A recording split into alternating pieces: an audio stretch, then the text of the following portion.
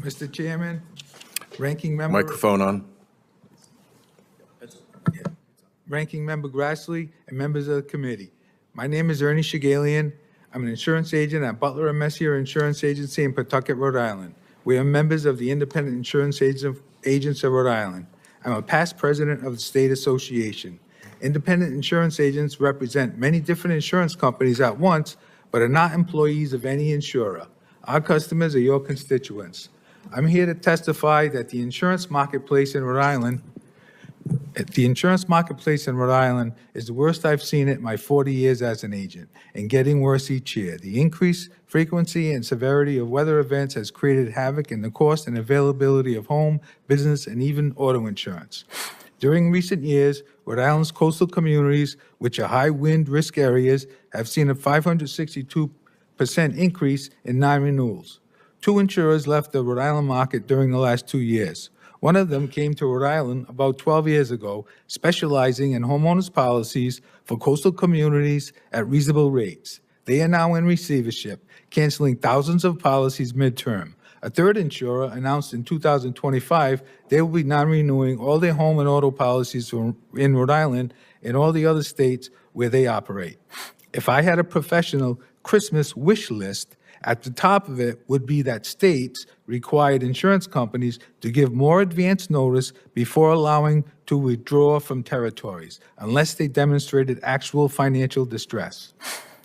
When there are non-renewals, it creates a big problem for consumers because most standard insurers won't accept new customers in coastal communities.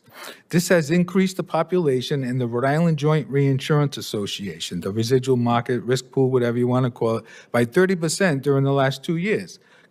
Consumers pay between 35 and 50% more in the risk pool for a basic homeowners policy that doesn't offer optional coverages like jewelry riders.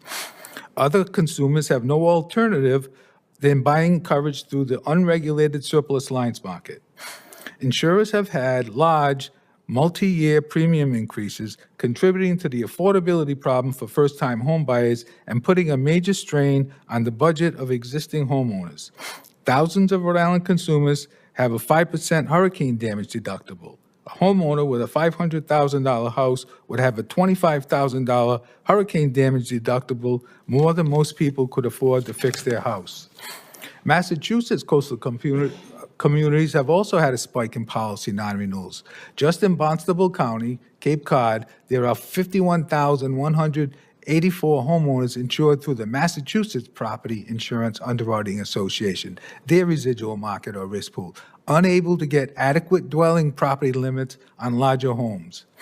Businesses that own property in coastal communities have no alternative but to get coverage in the unregulated surplus lines market at a much higher cost. These insurers require non-standard exclusions that would eliminate coverage for potentially devastating property and liability losses. In recent years, we have seen more frequent incidents of sudden street flooding, causing total losses on dozens of cars each time, adding to the cost of auto insurance. Our highway infrastructure can no longer handle the increased amounts of rain in short time spans. Homes and businesses that aren't in flood zones are getting flooded.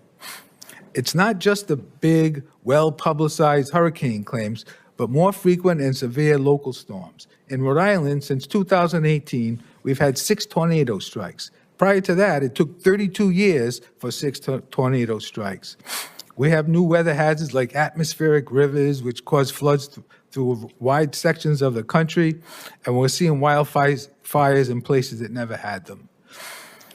When insurance companies don't accept millions of dollars of premiums, even at today's much higher prices, that tells me they think things are going the wrong way.